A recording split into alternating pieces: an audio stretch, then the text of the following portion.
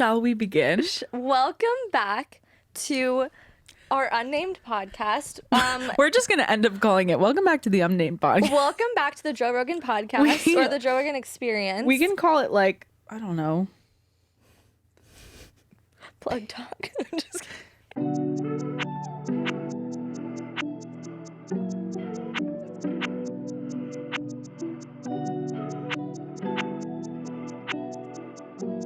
We are your hosts, Leila Lewis and Lydia Love. We did not actually say this in the last episode. No, we didn't. We're learning. Yeah. We're learning here. We're just we're welcome to the podcast where we're going to talk about things in our brain. Yes. So hopefully you tuned into our first episode where Lydia interviewed moi. It was really good, really informative. If you haven't, you should go and watch that right now, or listen to it, and then we'll wait. Yeah, right here. What are you waiting Did for? you do it? Okay. So today we're going to be talking about I'm scared. Miss Lydia Love. And the journey of And Lydia Love.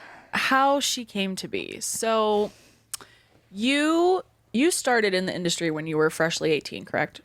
Immediately. Yeah. So can you tell us a little bit about that and Yes. what your first ventures were in adult work? I'm going to be completely transparent about my experience, and certain parts of this might like piss people off, but it's my journey. Yeah. You speak your truth, queen. So And give us a little backstory about you and your life and just how you were made and where you're from. I'm the oldest of 7 kids. My parents were divorced. I went back and forth, and I was on my own by the time I was 17.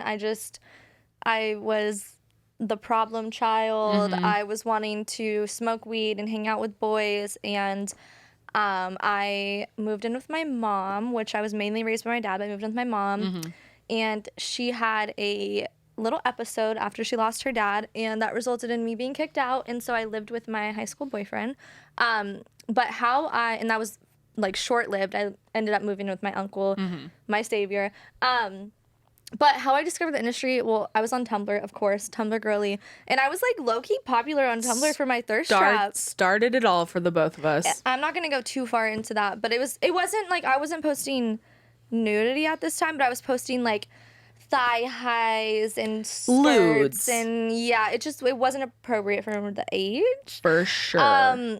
And I had a Twitter account where I was very active. I had a lot of Twitter followers at this time, especially for like you were in like high school. You were like going viral and stuff back in the day. Yeah, which is like so weird and forgotten. But sorry, not to interrupt you, but I remember like I have random friends that I met like not through the industry that were following you on your like real Tumblr. That's crazy. Like Zach, remember? Oh yeah. No, that was a Twitter friend. Yeah. Like where he knows your legal name and like you know was like one of the Tumblr like people. Like my legal name is Lydia Love. Yeah, exactly. You were both like Twitter micro niche like celebrities. I was. No, I wasn't that poppin', but like I was poppin' adjacent. And so, like a second degree from poppin'. I was definitely pulling bitches in Colorado. So anyways, I had this guy approach me and he says to me, do you have a link to your campsite? And I was like, what are you talking about? I'm 16. This is on Tumblr? No, this is on Twitter. I was like, what are you talking about? I'm 16 years old. No, I didn't say that. I said, what do you mean? And he said, oh, I thought you were a cam model. Well, do you have an Amazon wish list? And I'm like, yes, I do. Bet, let me make one. I'm also like, yeah, I didn't have one. I made one. I also was like, I'm 16 and, he buys me things off of my wish list, and this is like the biggest win of my life because there were multiple times where I had to like steal my school clothes, so I'm like, someone's sending me Converse. I've never had Converse in my life, sending me like thigh high like those like thigh high like kitty cat socks. Yes. Like oh my god. I feel like that was the era. Like you had the like pastel white thigh highs and the cute little like Amazon lingerie sets. Iconic. But at this time, I was not wearing lingerie sets because I was 16, and so my desires were Converse. I don't know if I should say this part of it, but I feel like maybe for context I should. So anyways, this man is sending me things. He's actually really nice, and he doesn't ask me for nudes, and he actually followed me up until I was 18, never asked me for nudes, but by the time I was 18, I was like, That's do great. I think that that's okay? No, I don't think that he should have been sending me stuff when I was 18 or 16, but I mean, that's what it was. So anyways, there was this one time where I got grounded. Oh my God, this is so bad. I don't want to like throw my mom under the bus, but I got grounded and my mom ungrounded me because that guy sent me shoes to give to her. Oh my God. I straight up told him, I said, my mom grounded me, like I need shoes. Don't do this. Do not do any of this. I was so stupid. You know, so stupid. Anyways. It was a different time back then. So through him, I discovered who Sabrina Nelly is, which is this like iconic cam model. I don't know if she's still streaming nowadays, but she was like queen of MFC back in the day. She was like, I feel like, and maybe I'm wrong, but I really do feel like her and Katie Cat were the first like cam models that were like out there in the mainstream to where like people who weren't even like fans of like, you know, following porn girls, they followed Sabrina Nelly because she was just so aesthetically pleasing. I want to look that. I want to look her up. Yeah, look her up. Look up like Sabrina Nelly, like My Free Cams 2013. Also hold the mic just in case it's I don't want it to like bump around. I don't know if it'll do anything. So I found Sabrina Nelly and I was like, I want to be this girl. Like she, not in a weird way, but like she had a penthouse in San Diego and she had all the cutest things. She had a little fluffy white cat. I still remember the cat's name. Like I was young and I was like, this bitch is it. Yeah. Oh wait. Oh my God, she's hot. I followed Katie Cat, and I don't think she knew that I was like 17. Katie Cat's an OG. Like, yeah, no, and she's still killing it. I saw that she recently hosted this like boxing event. She's like just pure. Like she's giving me like Effie Stoneham cam girl vibes. Yes, like just she was like big fake tits, skinny, like the goth girl, but still kind of girl next story that everyone wanted. Peak. Yeah, well, she's gorgeous.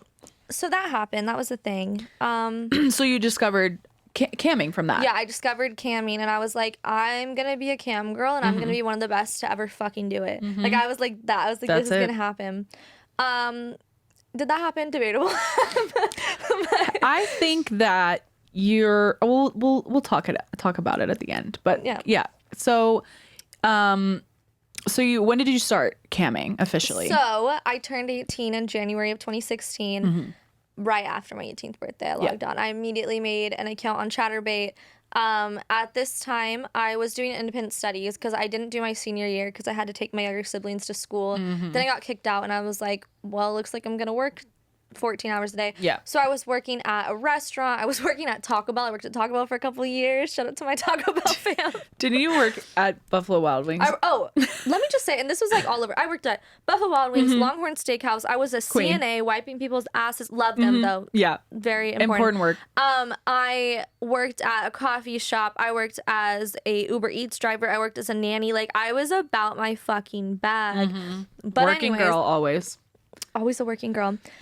So I cammed for the first time right after my 18th birthday, and I had gotten off of work from Taco Bell, and I was living in my uncle's basement, and I cammed. And while everyone else was asleep upstairs, the video is actually on my Pornhub account. Oh yes, the I've seen recording it. of it. It's so cringy. There's actually a couple recordings that are unreleased too. I didn't know what I was doing. I didn't know what a token was worth. I didn't know anything. I was streaming on a Chromebook, which is like a $200 laptop. Yeah. No webcam, no lighting, no nothing. Awful Wi-Fi. It was bad. But we all start somewhere. People could tell that I was brand new, and what's better than to take advantage of someone who's brand new in the industry? So these men were getting me to do the damn thing for very, very little. But I was hyped. Shame on you all. Yeah. Just kidding. We like your money. Yeah, I was hyped because I was like, well, I guess I can buy groceries with this $20 check. Let's go. I did not have the overnight success that I thought. It turns out that it actually takes work. Yeah. Oh, no. Breaking news. Sex work is hard. Yeah, it takes effort. I definitely didn't have those looks to where I could just log on and be an icon. Like, no. Well, I think obviously it has looks have very little to do with it at the end of the day. For sure, but there are some people who you go on and just the world is their oyster. Sky Bree, I don't know her, but like she's definitely she someone literally who, like breathed and became a millionaire. Yeah. So like, you know, I wasn't on that level. I no. So anyways. It was also a different time. Like, oh, for sure. We didn't have the, like, you can just make an OnlyFans and... So, this was also the era, though, where, like, girls on My Free Cams were making, like, $100,000 a month in the top, like, 20. Yeah. You know? Or even more. I mean, I heard of girls making, like, $200,000 a month. But were they also sucking off the... We gotta cut a lot of this shit. Hey, I'm trying to get into AVNs via MFC this year, so you gotta shut the fuck up. Anyways. Shut your mouth. Okay, here's the thing. Shut your mouth. I will never be opposed to people sucking dick to get anywhere in life. No. I fucked my way up to the top. So if you did that, good for you. But Lana. I will say that, no, this was really, really the era where girls were working like 16 hours a day. They would wake up and eat, sleep, breathe, cam, and they were making crazy money. And I was like, I want to do that. Well, it turns out I didn't have the means to do that. So cam quickly became something that I was like, this is hard and I can't do this right now. So that era kind of, that ended. I probably ended up making a couple $100s, if that. And while I was still a senior in high school, this was all while I was still a senior in high school, I got hired at a strip club. There it is. And I started waitressing at a strip club when I was 18. And this was back at home? Yes. So this was like, I think I graduated in June. This was probably May of 2016. Gotcha. They didn't know that I was still in high school. They just knew I was 18 and for sure. That's all that matters in paying men's eyes. Yeah. So I was a waitress, and I actually really fucking loved it. I think I just liked the attention. I definitely think I didn't have like game. But I'm gonna be honest, like, being young and clearly young, you kind of like get by in the clubs whenever you're first starting out. Sure. So young and hot, and I don't even think I was hot. I just think I looked young. So they immediately put me on like their promo team. So I would go around town. This is so crazy because no one in my family knew I was doing this, but I would go around town and like pass out flyers. And like I would go around town in the Deja Vu van, and I would like, that's the club that I worked at. Where would you pass out flyers? Like to like we people would go on the to streets? Like basically. So like we would go to like, we would take the little van and we would all go, and it was actually so fucking fun. Sometimes we would stop and get like food and like on the clock. But we would go to like tire shops, we would go to like supplement shops, we would go to like get them working class men in the strip club. If there was ever any like like events, you know, like fairs or something, like we would go and pass out. It was actually so fucking fun, and anytime they put me on it, I was so thankful, excited to get out of the club and just go do something. In the club, I will say, it's like a field trip. I definitely wasn't like a top salesperson. Like I didn't have that sales gene in me, but I think that like guys liked me, you know, sure. And it was really fun. You got that little something. Yeah, I loved it. It was so fun. Yeah, I loved the girls. I loved all of it. Like, honestly, if I could go back in time, I wish that I worked there longer. And I can't remember why I stopped working there. I think so you moved? I did move, but I stopped working there. I think it is because I started working as a CNA. Because there were times where I was doing both. Like, towards, like, later in that year, I would work my CNA shift sometimes from, like, 2 p.m. to 10 p.m. and then go and work at the club for like a couple hours. They would put me on. So how did you get to become a CNA? Like, do you need like yeah, I had to do like the school for it and stuff. So gotcha. I graduated, and then I immediately did this like couple months long of classes, which was like, I was so out of place. You know, like these people were clearly wanting to be nurses. And in my head, I was like, yeah, I want to be a nurse too. But it was just like, I was out of place. You know, actually one of the people that was in my CNA school, it was like a class of 8 people, subscribed to my OnlyFans. No way. Love you. But anyways, love to see it. I think there was this time, there was a couple of things. Number one, I started sleeping with one of the security guards, and he tried to pimp me out. Okay. Like straight up. What do you mean by that? And what do you mean by that? So I was 18. I started sleeping with this security guard that was like in his 30s, maybe like 33. I don't know what I was thinking. At this time, I was very lost. I was very much engaging in Xanax, and I was, you know, just living the double life. I was doing my wholesome CNA life in the morning and then my nightlife at night. And so I started sleeping with him, and he had a son that he had me babysit a couple times, whatever. Interesting. Anyways, so we were fucking, and I thought that he was joking. And you, 18 years old? Me, 18. Him, 30 years old? 33, probably. Fun. Yeah.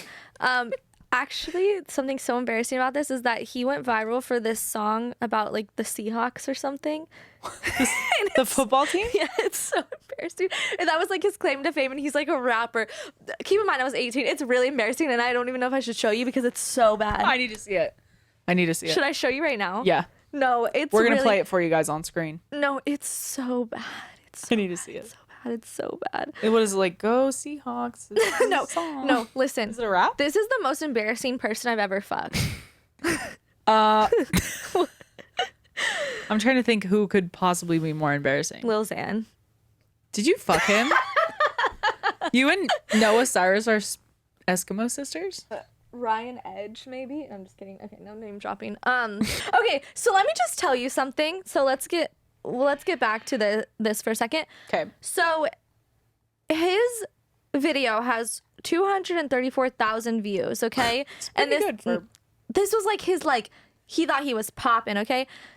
On YouTube back in the day, sorry. that's pretty good. No, my porn has bigger numbers. Okay, listen. Well, so that's listen. porn. I'm gonna scream. Don't let nobody tell you I don't put on for my seat. Please turn it off. Can I tell you something else? Yeah. I'm sorry, guys. I'm really sorry. I'm trying to keep it together, but I have to tell you this. So, one time I babysat this man's kid, right? Mm-hmm. And I sent my friend a Snapchat being like, just stepmom things. And she posted it on Twitter, like, LOL, it's so funny. Thinking like no one would know who this kid is, you know, like it's silly. Yeah. Apparently, the baby's aunt on the mom's side was someone I went to high school with and freaked the fuck out, okay? And was like, why are you with my nephew? And I was like, that's not your nephew. We told her that wasn't her nephew. We were like, that's not him. Also, why did homegirl That's not him. fucking post that on Twitter? Well, why did she literally fuck my boyfriend? I don't know. Oh, this is that one. Okay. So anyway. Oh. So, this man tells me, what would you do if I found someone on Craigslist and I had you go suck his dick in a car right now? Mm-hmm. And I'm thinking that, that I'm having chest pains. I'm thinking that this is like a foreplay thing. Yeah. You know, this is like a like dirty talk thing, but he doesn't actually mean it. So I'm like, yeah, I would do it. I would do it for you. I'm thinking that, you know, he's not telling me it's like money involved or anything like that. He's just like playing with that idea. And I was very like sexually like not like knowledgeable. So I was like, he's just being silly, goofy mood. Right. So I say yes, and we're talking about it. Well, then he keeps bringing it up, right? And the area that I was living in was not good. Like I lived in the whitest trash area of California there is. Like I'm not even kidding you. Like, love it there. Like I still would feel like safe there if I went back right now. It was, you know, he was living on like the worst corner of that area, right? And so anyways, I go and I visit him late at night, which I'm like, what the hell? And we're fucking, and not only does he record us fucking, because and I let him, I didn't say no. He showed it to people at the club, and like other people being like, I see that little waitress, I'm fucking her, and I'm just like, ugh. Can you not? But while we were fucking that night, he tells me like, I need money for a music video, and I want you to go fuck this guy for money and give me the money, because don't you believe in my career? Don't you want me to succeed? Like, I really need to do this music video. I need to make this music video. And I say, what? And he tells me, if you don't do it, I'm going to have someone else do it. And let me just say to you right now, I will never, ever, ever judge a woman who falls for some shit like this, because in this moment, the way that he was speaking to me, in my head, I was like, I don't want him to have anyone else do it. Yeah. I want to be that person, you know? Right. And they prey on girls who like are in that position. And I'm just so thankful that I was like, this is fucking weird. That's probably why I stopped like working there, and I just don't remember. But mixed with wanting to be a CNA, I was just like, I'm not done. And I do remember like there was points where I looked around and I was just like, I fucking hate it in this club. Like I looked around with so much anger, and I felt it in my soul. I was like, I fucking hate being here. Yeah. It was time. So after that, you know, I do my CNA thing, and then I move outside of Houston. Yeah. And Texas, baby. Texas, baby. I love my Southern belles. Everything's bigger in Texas. You know what? I had the worst dick in Texas. I'm just kidding. I'm kidding. Unless. JK. So I moved to Texas and I'm homeless. Yeah. Tale as old as time. Should I get into this? I had this ex that I loved very, very much. Maybe I'll open up about it one day. Unfortunately, he got addicted to heroin. Yeah. That man was probably, I think that we can have multiple soulmates. He was definitely one of my soulmates. I lived with him and his mom at certain points. You know, like, I can't even get into it because I'll start crying out. Loved him very much. Yeah. But I knew that if I stayed in the same town as him, I would not do anything in life. Like, I knew this, and I was like, I love him so much, I would give up anything. I would support him through anything. I would pay for, like, I would do whatever it took to be with him, even if we took time apart. And I just couldn't. So my last night in town, I spent with him. He got me flowers, a little elephant bear.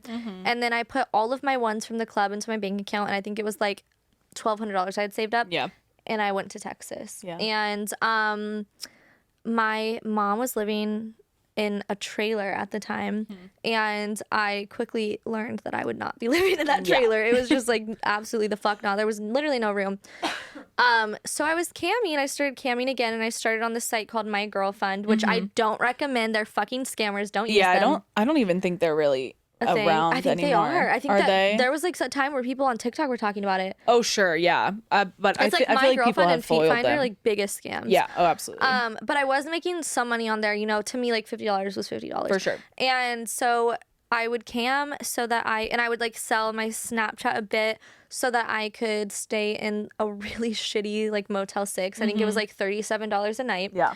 And it was all like truckers and like traveling workers. And $37. It was $37 a night. I don't know what in my brain. I thought you said 37 cents a night. I was like, that is insane. I think with tax, that makes sense. It ended up being like $43 or something. But so I would cam and I would try so hard to just get that $43 so that I could stay in the hotel and I wouldn't have to like sleep on the fucking floor of a small ass trailer. Like, it wasn't a trailer that people live in. It was literally like a travel trailer. Yeah.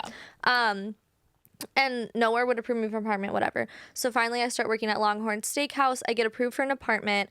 I was living in Beaumont, Texas, which are, like, I don't know if you're familiar with Texas, but Beaumont has a crazy ass crime rate. Like, I was almost kidnapped multiple times. Yeah, a lot of the areas that I know, like, I have family outside of Houston as well, and it can be a little scary. So I went from Orange, Texas, which is this like town with 3,000 people, I don't know, 13,000 maybe, I don't know, to Beaumont. I got a job at the Longhorn Steakhouse and the Buffalo Wild Wings. I was a nanny and I did food delivery. I was about my bag and there was no bag to be had. Like, I had no furniture. So I'm living in this apartment by myself. I'm swiping on Tinder. I'm meeting people, you know. My living room is just clothes, a Walmart mirror, and a stripper pole. My mattress is on the floor. Like, it is absolute chaos. This apartment was so awful that there would be like sewage leaks into my closet, and they basically just told me that they wouldn't fix it, and they would just like put a fan in it. It was like insane. Okay, guess I'll just die. And so I would do cam shows on Chatterbait where it was just me and my pole and nothing else. Like, Were you dancing? Yeah, I would like dance around and be like, hey, you know, sometimes my friend would visit me and she was approved too. And so we would do all that. So then I'm just going to skip over this because it's not important, but I ended up getting in a car crash. I, shortly after that, decide that I want to get the fuck out of Texas. I was like, this is not good for me. I had broken up with someone who basically like told me that like I was a slut because I wanted to be a cam girl, and I had to keep that side away from him and everything. Boo. My high school boyfriend, which I said was like my soulmate, he had told me that he didn't see his life with a cam girl. Wow. Things like that. So anyways, I decided I'm gonna be a stripper. And my friend that was with me, which I don't even want to get into that friendship, but it's the girl who ended up fucking breaking my heart. Yeah. We're strippers and we have matching ass tattoos and all is well, okay? My first night, my very first time on stage, I dislocate my leg. I'm serious. I'm so serious. This is because of the car crash. Yes. So listen, I get on stage, I'm doing floor work. Oh, my knee pops out of place. I pop that bitch right back in and I get back to dancing, baby. Champion. Yeah. Oh, yeah. I was made for this. So anyways, I'm doing like dances after this and I'm like, I can't even like bend down. Like, my knee is hurting. I think I stayed for like 4 hours that night, but I ended up making like $400 or something. Yeah. And I was shook. I was ballin'. fucking You look so pretty right now, by the way. Thank you. I was shook. I also feel like I skipped over something that's really important. Okay, we can go back. I was a sugar baby in my hometown. And I do want to like tell this whole story one day. But just for like the sake of my journey, I did when I was freshly 18, I joined with this site. I'm not gonna say the name, but people can probably fucking guess. It's a sugar daddy site. And I met this It's the one site. Yeah. And Actually, there's two sites. I used Tinder too. Definitely don't recommend too. Yeah. My first sugar daddy, I met on Tinder, and he was the owner of a local strip club, not the one that I worked at. And he was really just like, I don't even want to get into it. He was weird. But I wanted money. And so basically I told him that I didn't want to meet him until I knew that he was serious about it. And I made him leave an envelope on my car. And I told him to put $400 in it, and he did it, and he left it on my car. And I told him I'm not going to meet him. And looking back, it makes sense that I'm in the findom. Yeah. But anyways, this man adds up. It was weird. I will get into this story with him if anyone's interested. But then I also met another guy who his wife and kids had like, I think his kids died in a car crash, and then his wife like left him for someone else. And so it was weird because like we had a kind of companionship. Like back when I didn't have anywhere to go, he like gave me the keys to his apartment, and he lived in Arizona, and I would like stay at his apartment. Wow. So that was like a very interesting part of my journey that maybe we'll break down my sugar baby era one day. But yeah, we anyways, should do a sugar baby episode. So I'm in Texas, and I'm Hating stripping, and I'm quickly realizing that I'm fucking making money crazy. Okay, guys, me and my friend would go in, and my stripper name was Summer, by the way, which she gave it to me. She was like, do you want to use my first stripper name? I was like, yeah. That's cute. So she gave me Summer. There's more context to this, but I'm just not gonna. So anyways, I'm making like $800, $900, $1,000 a night, and to me it's easy and it's fun. It's definitely like humid as fuck in Texas, but I feel like it came to me easily. Number one, I was 19 at this time. I had my cute friend with me, and she was a fucking certified hustler, okay? I was cute enough, you know, I definitely didn't have body or anything like that. Didn't know how to shake my ass at all. I definitely kind of learned. Not yet. But like not yet. But You should hear this woman clap her ass. I could not dance to save my life. I think that guys liked me because I looked young. I genuinely think that. Like looking back, I don't. You still do. Like. But like Yeah, you look like a woman now, but for sure, when we first met, you were a baby, fresh out of the womb. For sure. And like at this time, no, like I was cute. Just goes to show how much men's. Yeah, we need men viewers. I know, we can't talk about them. We love them. Yes, they are our men. We must obey them because they are our masters. Okay. So, that's a quote from Parks and Rec. Aubrey Plaza was on my flight the other day. Okay, sorry. ADHD. So, no, it's okay. When also we can cut out literally whatever we want. Yeah. So, I am stripping. I'm making a lot of money. I'm wasting it on chicken and waffles and going shopping at Forever 21. The only way to do it, honestly. Yeah. And we're just blowing money. We go on this trip to South Padre Island, and Where's that? South Padre Island is like 6 hours from Beaumont, probably. It's an island? It's in Texas. Kind of like an island. You definitely have to like drive. It's an island. Okay. But it is the most insane fucking spring break spot ever. I don't know what we were thinking, but we go there, and there's a whole adventure with that. But anyways, I got baptized in the ocean by this church people. Like it was, I was like on Hennessy. She was on Molly. Bitch, we have to just, we gotta just do a stories day. Yes. So I leave or Texas. 100. I leave Texas. Okay, I know I'm talking too much, so I guess that's what we're here for. This is literally you're here to just talk. So I leave Texas. Okay, guys, I move. I'm like, I'm out. I don't even tell anyone. I don't tell any people I know. My only friends in Texas was this girl and the cooks at Buffalo Wild Wings. Aww. I know, and they barely spoke English, and I went to Houston with them, and we'd go to the Spanish clubs, and I love we'd that. vibe. It was so cute. But anyway, so I leave Texas, and did I go straight to LA? I think I went straight to LA. Mm-hmm. What year was this? 2017. Okay. So this was like end of 2017. Yeah. And I have some internet friends at this time. I meet this girl, and through like that whole LA SoundCloud Lil Peep ass scene, that's how I met Rogue. That's also how I met my ex-boyfriend. I shouldn't say his name, even though literally like no one's gonna. Should I say his name? I guess it doesn't matter. I'm not gonna say anything bad about him. His name is Dylan. Oh. Do I know? I forget if you told me about that. You'll tell me if you know. Okay. Anyway, so I meet my ex-boyfriend Dylan. It's okay to talk about him because I'm not gonna say anything bad, even though he literally randomly blocks me like multiple times a year, but it's okay. Okay. Love is hard. I'm just kidding though. But so we meet on Twitter and we start dating, and I'm gonna be honest, he was the first person to kind of like believe in me that I could like do this adult industry shit. Yeah. And so at the time he worked for Adam 22. I don't know what exactly he even did. I think he probably did like graphic design stuff. He lived in this hostel. I feel like everyone just lived in like a shack. Yeah. No, he lived in this hostel. I saw it. He had a bed, which I'm so proud of him now. Like, because I'm pretty sure he still has his own place in downtown and everything. Yeah. And, like, it's all love there, even though he randomly hates me.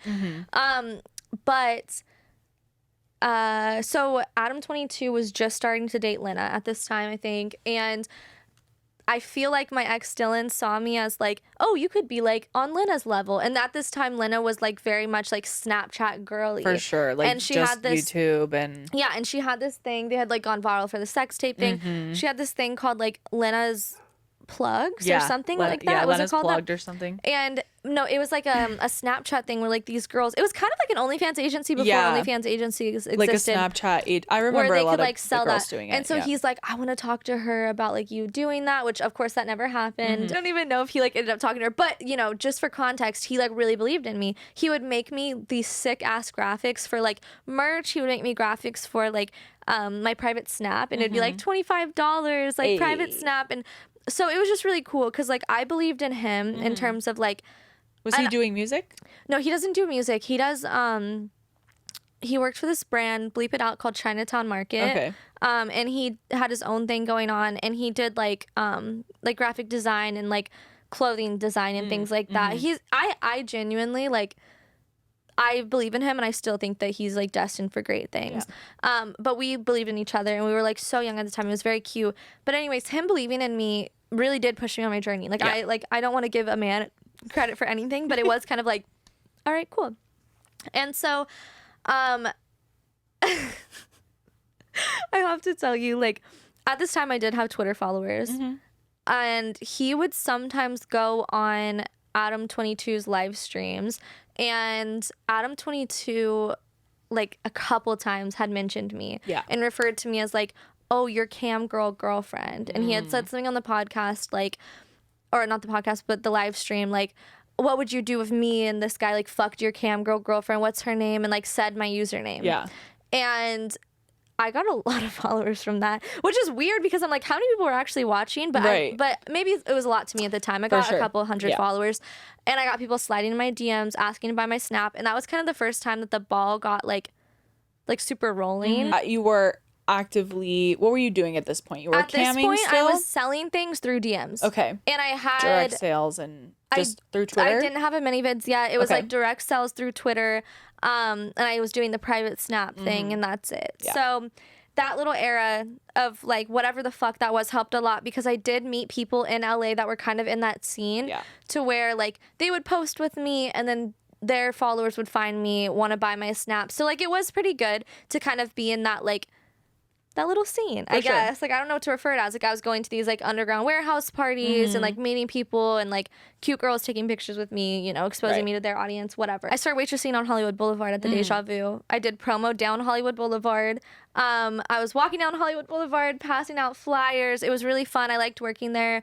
But my sales weren't very good. Like, I just wasn't good at, like, selling hookah and Gatorade. Sorry. Like, if you want me to sell shots, I could do that. But, like, I'm so sorry. I cannot sell this $100 fucking hookah. Job. Like, no. So, and I didn't want to strip in LA because I heard the money wasn't as good. Yeah. So I was like, I'm just going to be a waitress, whatever. And so I would get off of work from the club. I worked 12 a.m. to 6 a.m. and I'd go to college at 8 a.m. and then get done. But I quickly learned that I could not afford my $1,400 rent, and I couldn't afford to live in LA, and I couldn't do it. So I moved back to my hometown for a couple years. But I'm thankful for that because that's where Lydia was born, I was able to start like actually camming. I made $1,000 on my comeback day. Wow. So like I had built a brand a little bit, like a tiny little micro brand, on many vids and just making clips, selling things directly, Dropbox era, Snapchat era. Of course. So my first day back on Chatterbait, I said it was my first time camming ever because it was like, new bitch. I made $1,000 and I was like, that's really good. True to this, not new to this. So Amen. I stuck with that, and I just kind of went all in. I mean, like, I started going for the industry awards. I started, like, really pushing all that shit. Like, I wanted to get out there in the industry. I was like, I want to be a fucking household name in this industry, which, no. But I But that's what you have to do, though. You gotta, like, put yourself out there and start networking. I started going to AVNs in 2018, 2019, 2020. I went to XBiz. I went to Why Not, which is canceled, I guess. Boo, why not, Jay? Yeah, and we can definitely like go. Jeff? What's his name? It's Jay. I don't know. Yeah. We can definitely go into like all my like expo experiences. I feel like I'd be talking forever if I did. Yeah, I think we should do an expo episode. Yeah. But I did get my name out there and it was really good and I was able to connect with people. I met like business people and things like that. And so that was good. When I was going for my first XBiz award, which I haven't won any awards, by the way. You've been nominated for hella, though. But I never had enough clout or anything like that to get them, probably. I don't know. I definitely, there was a period of time where I was getting nominated and not winning repeatedly so much that I was like, they probably just add me on there just to like get the promo out because they know I'll tweet about it or something. Whatever. Anyways. They're all kind of rigged, and honestly, they don't really matter at all. I feel like you deserved yours, though. I feel like yours was like a genuine win. I literally held my fans at gunpoint to vote for me, so. But, like, they probably couldn't, like, deny it. No, you know? for sure. I think but they're honestly, like, they're not paying your bills at the end of the day. I was spending a lot to go to these expos. It is nice to get recognition, but you're not getting paid to win awards, so, like. No, they're getting paid for you to win awards. Exactly. Yeah. But I do think it's great. Like, it's definitely needed in this industry. Like, to recognize smaller creators. Yeah, and, like, my studio has gotten some models nominated. We've been nominated. And I think it is good. It's a good, like, I don't know, just to kind of solidify your name in the industry. So that's what happened with me. I got nominated a ton. I did this thing where I uploaded a new video every single day on many vids, like, for, like, a couple months straight, every single fucking day. And that was insane, and I kind of just trapped myself in my little loft apartment, and I went hard, and I tried to do everything. I tried to learn about panty selling. I tried to learn about literally everything. I did YouTube videos. Like, I was just going hard. I feel like that's one thing about, like, that we have in common is, like, we are self-made in this industry. Yeah. Like, we saw what other people were doing, and we just did that. Yeah. And we're not Nepo babies. Like, we definitely had a little bit of help. Like, and I'll talk about that because I definitely think I did get a little help from someone. sure. Yeah, there's a lot of great sex workers out there who kind of like paved the way, I feel like, and offered a lot of like support and advice. But for the most part, it was like we wanted to do this. We wanted to do it, and we did and we did some like little research. Like, I remember I would go on many vids and I would look at girls in the like models in the top like 10 and top 25 and just see what the fuck they were doing and what categories they were in and like what they had in their stores, and I was like, I'm literally just gonna do this. Yep. And without copying exactly. No, but you essentially you're taking it and you're doing a little different version of it for yourself, and that's like what needed to be done. Yeah, no, exactly. And I mean, I still get inspired by people. Other performers are like so important to me because like we're a team, you know, like, and I respect people so much. Even if I'm like completely different from someone, there's something that I can take from them that is inspiring. I think that's really important because once you get kind of in that, like, there's definitely people in this industry who like it's like a circle of negativity where they only look to other people as like a source of negativity to like get angry at or blame something at or whatever. Mindset to have. And it's really important to just like take what you can. Maybe I will never be someone making $300,000 a month on OnlyFans, but I'm severely inspired by those girls, Yeah. you know, and there are things that I can learn from them. For sure. So that was a thing. I also forgot to mention that I started my OnlyFans in April of 2017. So I was like really early to it. Oh yeah, I didn't even talk about It's a OnlyFans. Oh well. Yeah, well, we'll get into it. But I started my OnlyFans when I was a stripper, and I kind of just was like, oh, this is cool. And at this time, OnlyFans was trying to be like Patreon. Right. In 2019, I had this realization with another boyfriend that if I didn't physically leave him, I would never leave him. And so I had him help me move to LA, and then we broke up shortly after. One of Is this curly hair? the K word. Oh. Yeah. So I broke up with him after talking to actually Wait, who was that guy that would post dick on Twitter? Tim. I didn't talk about him, but he was my boyfriend that I met on Twitter in like 2017. And he flew out a couple times from Michigan. I was definitely like a Twitter girly. Oh, like, for sure. Like I was down for those I was Twitter fucking boys. Tumblr followers. Yeah. So I moved to LA, and this is like kind of a blur. Like I really feel like we are gonna have to like touch on certain things in later episodes. But I moved to LA, and I have this little studio apartment, and everything's good. And I'm camming. I'm on Chatterbait at this time, and it's good. You know, I wasn't making as much as like I do now, obviously, but it was okay. And I was doing my OnlyFans, and in 2019, OnlyFans was starting to gain traction. Like it was popular amongst people in the industry already, but it wasn't like what it is today. No, not even fucking close. People were like, what is this? Are you scamming me? Right. And at this time, private Snap was still kind of a For thing. sure. Snapchat was like the big thing, and then it was like clip sites and like Pornhub. Yeah, so I had like, you know, ManyVids, all of these like, you know, different websites.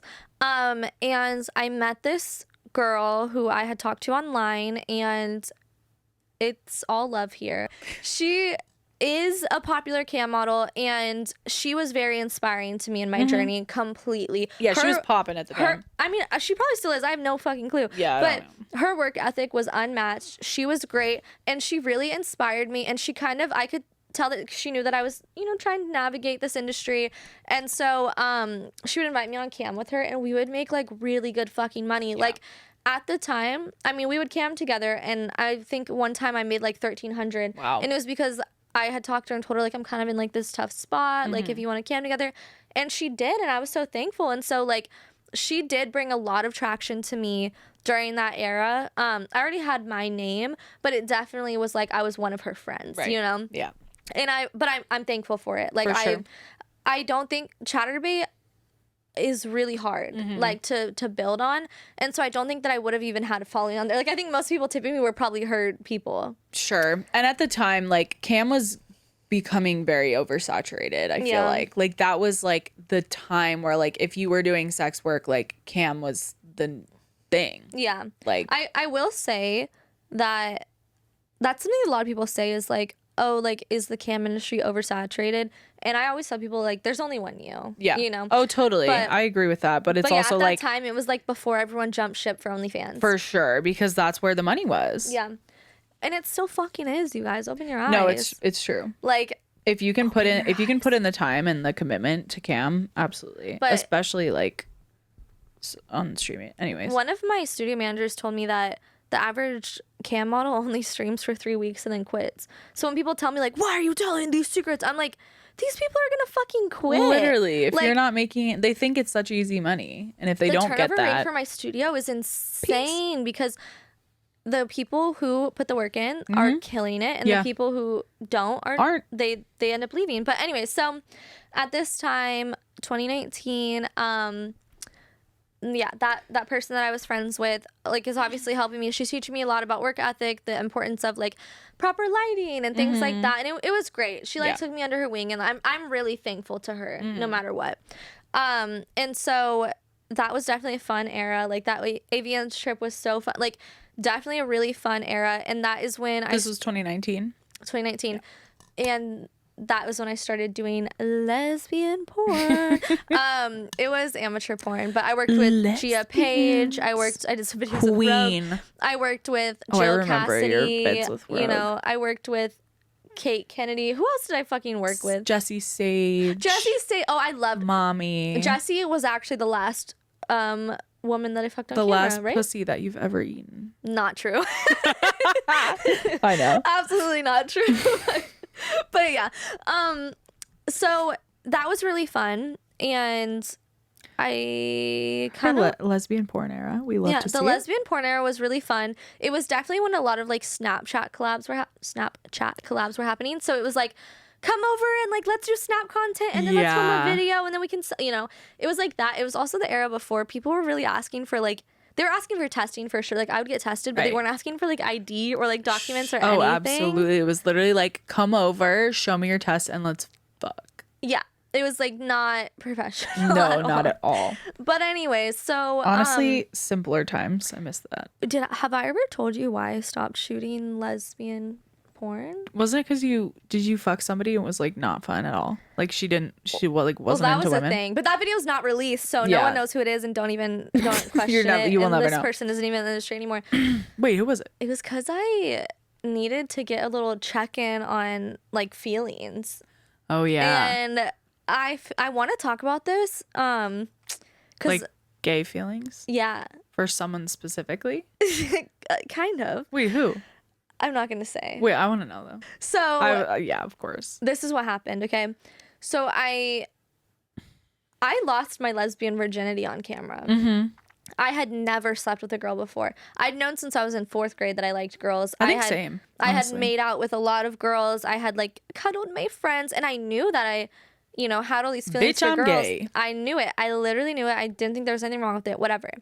I lose my girl virginity on camera, and that's an actual video like that I'm still selling if anyone's interested. I start filming with girls, and I have this scene, and it was pretty good, but in the scene I realized that like I wasn't a great performer, if that makes sense. Like I was working with porn girls who were really good at like like Jill Cassidy. I was like, she's an incredible performer. Sure. Like she's so good. I realized that I wasn't that great of a performer. And I don't want to like word anything weird and sound weird, but like I found myself like actually enjoying the scene. And this was before the time where like there was more people that were like, I love authentic scenes and things like that. So I found myself enjoying the scene. I was like, wow, this actually might be like the first time that I've enjoyed filming with a girl in a way that was like sexual. And I know that sounds crazy because it's like, how do you not enjoy getting your pussy ate? But like it's different sometimes. No, it is very different. So it was the first time that I was like, the energy's not there. I was like, I'm kind of liking this. Is fun. And I developed a little porn crush. Obviously, I didn't do anything about it. Obviously, I wasn't like up all night obsessing over her. But I like, would be. Have you seen the woman? But I definitely. I mean, sorry, they're non-binary actually. But I didn't know that. At the time they were identifying as a woman. But currently, they them? Yeah, I believe so. Oh, I'm sorry. Well, I didn't know, but no, that's okay. Yeah, I mean, now I know. Yeah. So, yeah, I didn't say anything to them about it, you know, whatever. But I just kind of had like an internal dilemma where I was like, I think that I need to explore women off camera before I can like comfortably explore on camera, because I would never want to project my like unaddressed feelings on anyone. Valid. I wouldn't want to like, why can't men fucking do this? What a great question, Lydia. So I was like, I'm not gonna film lesbian porn anymore because I haven't explored being gay off camera enough, and I don't think that's good. For you. I don't want to accidentally like fall for a scene partner, which I obviously didn't. Been there. I don't want. I don't want to accidentally do that and then project my feelings onto someone. So I stopped. I didn't do it. I think that's really mature of you. I did a scene with Jessie because obviously like she's my friend and like she's married and stuff. It's just like chill vibes. Yeah, I loved filming with her. Professional. And I think I filmed with another friend one more time, and then I just stopped doing it. I was like, no. Not for me, babe. And then I've done light things, you know. I mean, like we've cammed together. I've cammed with other people, but you do like mutual masturbation. I'm gonna be honest though. Lately, I've really been missing it. I've been thinking about it a lot. No, I had my fix of pussy, but I've kind of like. I wish that I just had like a group of like 5 people that I was comfortable filming with, and I would just like film all the time. For sure. Well, I'm always here. I know, we need to like pop that cherry. Let me I would eat feel your comfortable. pussy. Huh? Right now? Welcome to Plug Talk. What happens after this? 2020. Sorry, The distracted pandemic. by the pussy eating. The pandemic happens. Yeah. OnlyFans is booming. Oh, but guess what? I was early to the OnlyFans wave, and so I'm making hella money from Oh my these God, OnlyFans yeah. referrals. I'm getting Instagram baddies to sign up with my referral link. I was not making shit on my OnlyFans, but that referral link money was. Do you still make money from the referral? Fuck no. Yeah, they changed it, right? No, they changed it, which is so you can only make fucked. money from it for a year. Is that right? Yeah. That is bullshit. No, listen. This is so. At least you got that money though No, at one point. okay, but listen. They took like 6 months, right? I would say I probably made like, I don't know, $50,000 in like 6 months off of it, right? Off of just the referrals. It would be so much more now. Yeah. I'd probably be making like $20,000 a month If from you it because I had some Instagram Damn. girlies sign up with my link. It's actually crazy. It's really, really, really crazy how like sex workers have created this whole ecosystem of like Twitter and Telegram and all of these things. At this point, you were back to solo content and camming. Yep, back to solo content and OnlyFans. camming. You know, like Star would come in sometimes, and I'd post pictures with her. You know, stuff like that. But For sure. So when did you get really involved in your dom work? When did that kind of surface?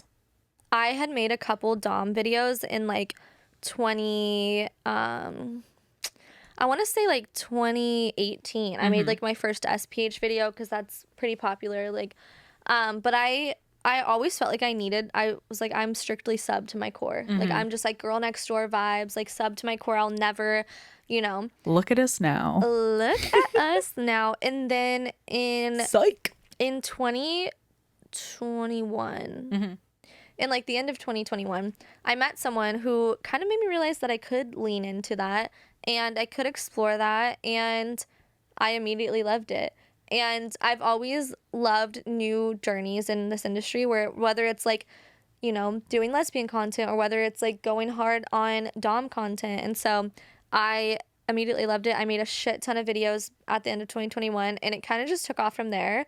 There's been times though where it's like much like less, where like I'll get really involved in camming on Cam Soda, and you know, I won't do my dom stuff. But I actually think that because of TikTok in the last probably 8 months, it's like it's Popped going. off. I would say that I tweeted about this the other day. I can send out a full anal video for $10 and it will sell 2 times, or Yeah. I can send out a sissy caption for $10 and it will sell 20 times. Okay, explain what that is, A because sissy I caption? don't even think I really know what that is. A sissy I keep caption? seeing you sending them out on OnlyFans, and I'm like, what is? Do you know what a sissy is?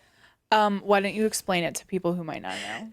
A sissy is a guy that likes to dress up in feminine clothing or be made to do sexual acts that are feminine. I'm actually working on a dom blog, and my first post is about this. Love So that. maybe that will be Amazing. out on goddesslydia.com. But anyways, sissy captions are basically, I mean, there's different ways of making them. Sometimes my fans will make them for me because they just like, I don't know, they're just cute like that. Yeah.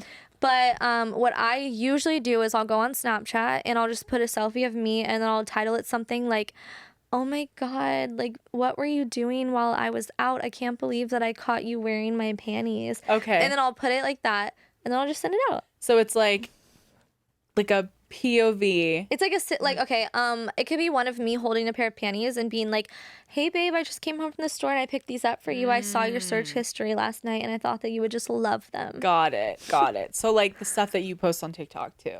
Is like that. Yeah. Okay, gotcha. Yeah, for sure. And so on one of my 10 TikTok accounts. But I think that I naturally like stepped into this dom role because I really like making people feel comfortable, and I like when people have something about them that's viewed as weird and I'm able to like give them that safety net. Yeah. And so I think that's why I enjoy dom stuff significantly more. For sure. Yeah, I think that's one of the best parts about this job is that we get people who are into all kinds of wacky fun stuff. Yeah. And I feel like a lot of these people, because they're into some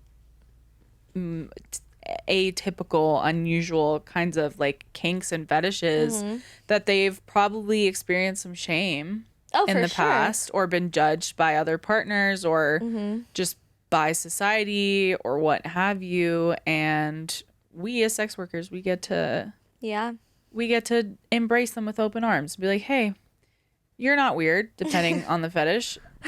Depending. Not that I don't think that any fetish is wrong amongst consenting adults. Yeah. Except for ones that are like involving minors. And for sure, but that's not consenting adults. That's right. Yep. You're right. Anyways, so yeah, I like giving people, it's like mutually fulfilling. You know, of course I'm making money from they're it, getting obviously, something from you, but like I have people come to me all the time being like, you know, I haven't been able to tell my wife about this, or I felt so bad about this, or whatever. And honestly, specifically the sissy fetish, I've had a lot of trans women come to me and be like, thank you so much, because like you being accepting over like the sissy fetish like really pushed me in my feminization journey, and now I identify as a trans woman. Wow. And like I think that's really fucking beautiful. I love like that, being part of someone's journey in any way like that. For so sure. I just found it way more fucking fulfilling, and I found myself drained from feeling like I needed to, you know, fuck myself with a dildo every day. Felt that. It's fun sometimes, but like as much as we love being horny, no, I agree. Like sometimes I just don't want to fuck myself with the dildo. And yeah, like what if we just didn't? And we did that. Yeah, like we did that. We've been in this for a long ass time. We've done that where I'm like, if you want to see me get fucked with a dildo or by a dick, there's so many videos. I'll send you 50, 100 million videos. I don't need to do a new one. Right. Yeah. No, I feel still the will, same way. but yeah, custom videos. I won't like it as much. Because I still will, but the moans will be fake. No, every moan I've ever moaned is real. Me when I lie. It's real. No, we can't tell them our secrets. So you said sissy stuff is things that you're really enjoying. Yeah. What are some other things that you typically get asked to do in your dom? So on cam, I get a lot of like SPH, which is small penis humiliation. That's definitely like one of my favorites, just one, because it's easy and it's funny. For sure. I mean, like, how funny is it to just be able to pick up random things and be like, your dick is this small? So exactly. And we're just giving the people what they want. They want to be humiliated. Exactly. And so I really like that. I also get a lot of people that just want to talk. I really like that. And of course, I don't only do dom stuff. I'll do vanilla things as well. And so there are those guys that like to do mutual masturbation, and I think it's fun. For sure. I think that's why I've been able to do this job for so long, is because I genuinely find it entertaining watching someone jerk off to me. I'm the same way. I don't think anything's wrong with it. I think it's cool. I think it's like nice to be part of their day, and I'm getting paid. Do you want to know something? Of course, always. So I still have a private Snapchat, obviously. I sell it via OnlyFans. Oh yeah, and you post on it a lot, actually. I post literally 10 times a day, every single day for the last 3 years. And that's crazy.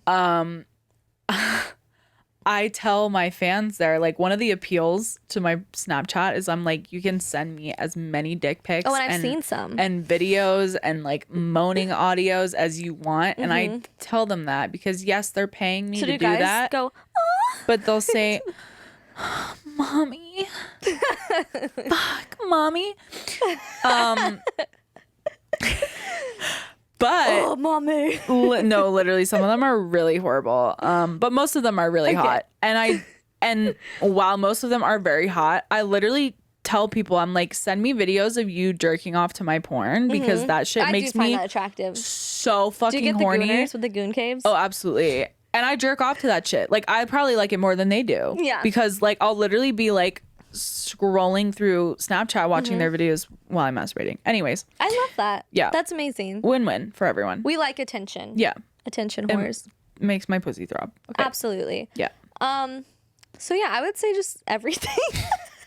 we're just multifaceted I really girlies. like financial domination. Oh, okay, yeah. I will say, like, let's talk about FinDom a little bit.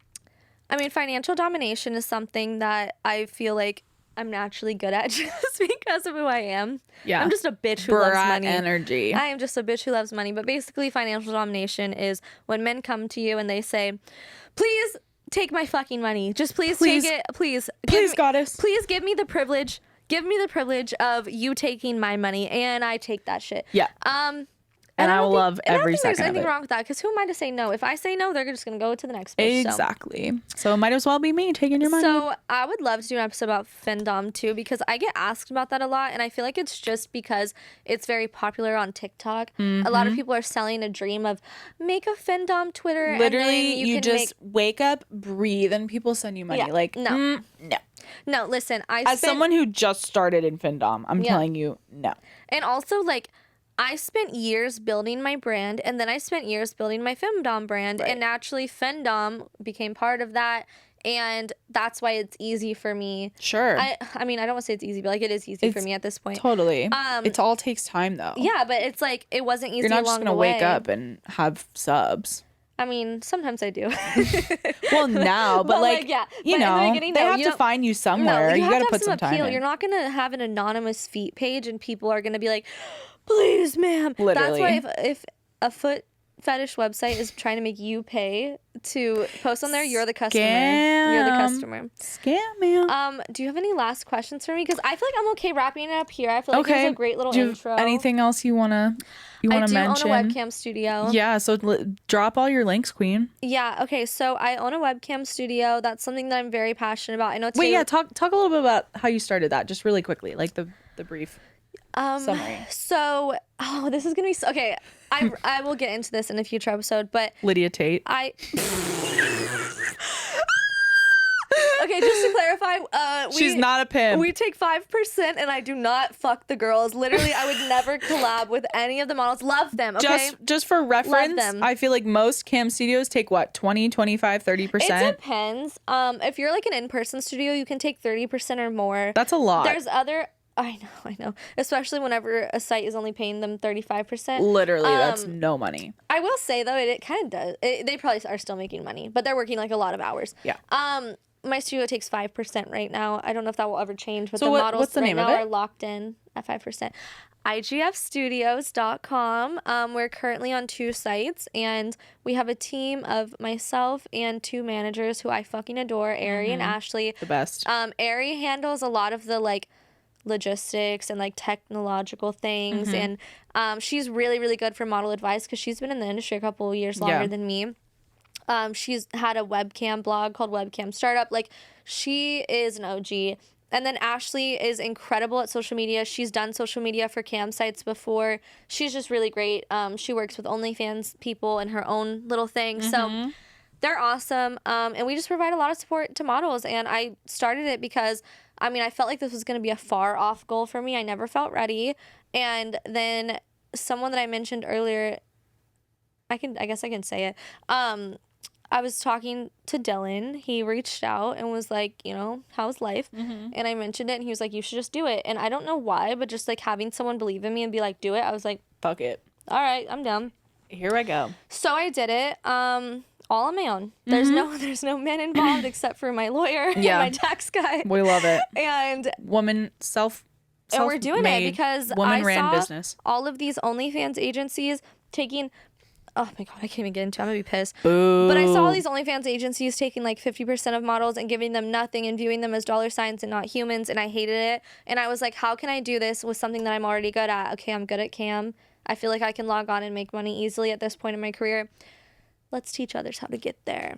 So now we're doing it. And do we have hard days? Yes. Managing or, you know, being an owner that, you know, has direct influence over 50 models at a time, 30 models at a time. It's a lot. Lots of different personalities, but I personally love it. I think that we have a great group of models, and I would not change it for anything. So amazing. Yep. And I see us expanding. I see us having in-person studios. I see us going overseas. Right now we have our first European model. Ooh. So that's cool. And I Possibly see one day. myself opening a campsite one day, and I see myself getting rich one day. I'm definitely not rich from the studio right now. We're both going to be millionaires before we turn 30. So I actually think I will be. I think that's. And I've always said. I think that's plausible. And that's realistic for us. No, I think it is. I've always said that I feel like myself being a performer might not be the thing that like makes me millions of dollars. But I do think that this industry will. And Sex work for sure.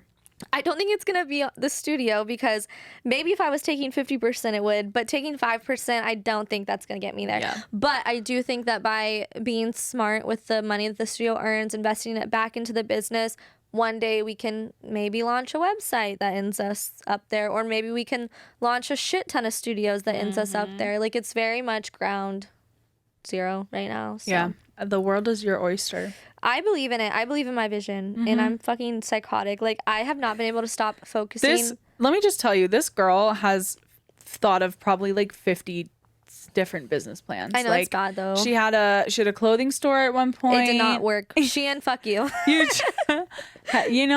tried, and as long as you just keep trying. I can't compete with the $1 shirts. Yeah, it's tough out there, but yeah, I do have a lot of ideas. You're just really innovative, and you are constantly coming up with new ideas, and I think that's awesome. Thank you. The last thing I want to touch on is, like, I do feel like, I'm 25 and I've been in this industry for 7 years, and I'm very much in my like era of I'm very motivated to understand the business side of things. I'm loving interacting on a business level with campsites rather than like as a performer. I'm loving talking. Like, yesterday I had a meeting with someone who they own like an AI OnlyFans extension thing. Wow. Not for chatting, but for like it just helps you earn more money, whatever. I'll probably talk about it. I'm gonna do a YouTube video for them. And it was just so great to like hear about their product and like talk about my studio. I'm looking forward to going to Expo Amsterdam and meeting people in the industry. It's gonna be so fun. And so stay tuned for Amsterdam episode. Yeah, that'll be so fun. And so I'm just like really looking forward to like coming into like business person Lydia rather than performer Lydia, because performer Lydia has done enough. I don't want to sound like an asshole, but like I know what I can make on cam. And it's not for everyone. Like, everyone is good at different things, and yeah, I think I'll cam forever though. No, honestly, that is the beauty of sex work. There's certain things where I think in life we're meant to just find something that we can do to make money that requires the least amount of effort and stress and pain. Yeah. And like for some people, like for me, I feel like that's like, I don't know, sexting or fucking on camera, or I don't know. And for you, that's camming, and it changes constantly. Yeah. And it's different for everybody. Like, for some people, like, it's full service. For other people, it's kicking men in the balls. Oh my God, I didn't even talk about, we won't talk about it right now, but I didn't even talk about my full service. Yeah. We don't have to right now. We just have so much life that we need to talk about. I just like completely skipped over so much, but that's okay. Yeah. Well, I think that was a great episode. Thank you. Oh wait, let me give a little shout out to myself. Go. Let me give plug a shout out to plug me. yourself. ONLYLYDIA.com and NoFreeToes.com are my OnlyFans accounts. Queen of the domains. IGF Studios is my studio. You can find the studio stuff at IGF Studio on Twitter, TikTok, Instagram. My Instagram is YouRInternetGF_, your InternetGF_. I also have one that doesn't have an underscore, and it's me as well. R.I.P. Generico. R.I.P. Generico. Gene. My Gene Richo. Gene Rich. My Twitter is Lydia. I was like trying to remember what I was gonna say. You have like 4 Twitters. My Twitter is LydiaLoveXXX. You can find everything there. I think that's it. I hope that everyone has a good day. I hope that you're nice to me in the comments. I hope you guys all enjoyed listening. And if you're not subscribed, you should definitely hit the subscribe button. Leave us a review if you're enjoying listening. And who should we have on the podcast? Leave us a comment wherever you're listening or watching this, or join our OnlyFans and leave us a comment there. And see, we currently reside in Los Angeles, so it is preferable that these people also live in Los Angeles, so we can have them come in person, because we don't have enough clout or money to fly anyone out. Not yet. Not yet. But yeah, thank you guys so much for listening. This is the Call Her Daddy podcast. This is the beep beep beep beep. When will we have a name? This is what.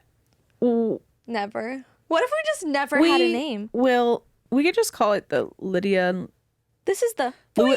This is the Lewis and Love This is the Lewis in Love show. I don't like it. The Lewis and Love podcast. The Lydia and Leila podcast. I feel like it needs something catchy. I know. It needs something. This is the